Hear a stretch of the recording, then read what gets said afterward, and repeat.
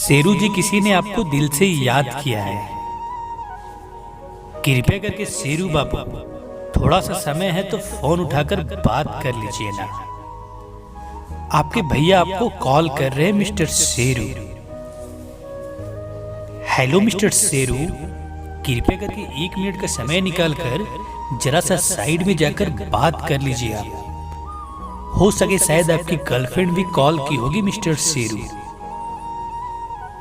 Please call receive कर लीजिए।